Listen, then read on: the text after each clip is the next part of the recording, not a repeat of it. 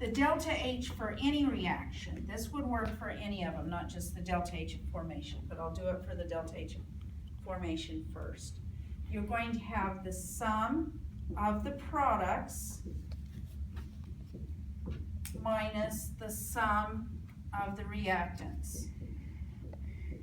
We all good with that mathematical symbol, sum of, right? Good with that? Okay, so you're gonna add up the delta H's of formation for all your products. If it's a delta H of formation itself, then there's only gonna be one product, right? But some of the other reactions we're gonna do are gonna have multiple ones. And then you subtract the sum of all the reactants.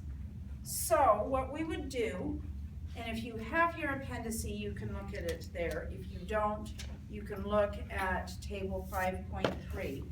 But if I were to look up certain things, like for example, hydrogen, H2 does list delta H of formation as 0. Again, the simplest form of the element is always listed as 0. If I were to look up oxygen, let's see, where's oxygen? Okay, oxygen is O2 as a gas, okay? It is also 0.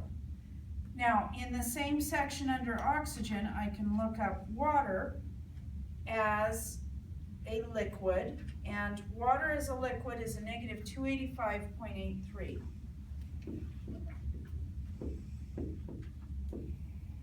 And this is in kilojoules per mole.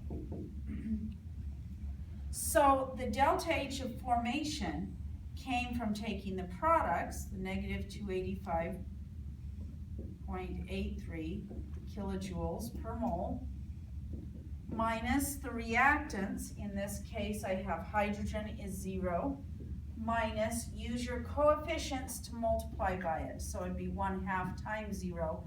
In this case, because it's times 0, it doesn't matter, but in some reactions it will, okay? And that would give you your delta H of formation, 83 kilojoules per mole, okay?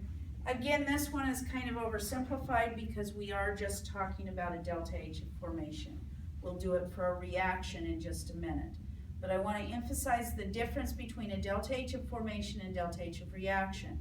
Delta H of formation is originally generated by saying that you have some sort of compound that is being formed. That's why we put it on the product side. Coefficient has to be 1, okay? And it has to be in its most natural or simplest form. If it's normally a gas, that's what it is.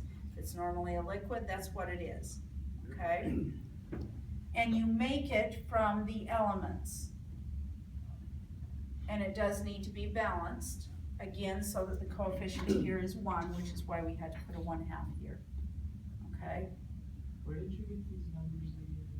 Like from the... Okay, there's the table, right, that you're looking at. And the way that table is organized, if you look at the second page of that table, that would be 1101. So 1101.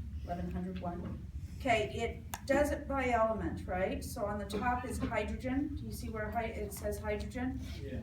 Okay. Anyone who happens to be there, see it has the section that says hydrogen. And then under hydrogen, it has H2 gas. And under delta H is 0. Now this table has lots more information that we will use in later chapters, okay?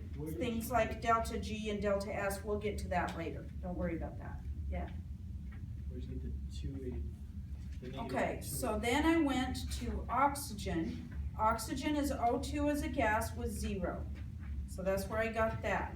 But also under oxygen are compounds containing oxygen, like water, H2O, as a liquid. And that is listed as a negative 285.83. Okay, so it's still on the same table. Is this making sense? It is a table, you're gonna look things up. Again, don't memorize these. Don't try to shrink all of this down or something like that. Okay, I will give you either a portion of the table or I'll put it in the problem or something. Which oxygen? I'm sorry. Okay, for oxygen, I used O2 gas.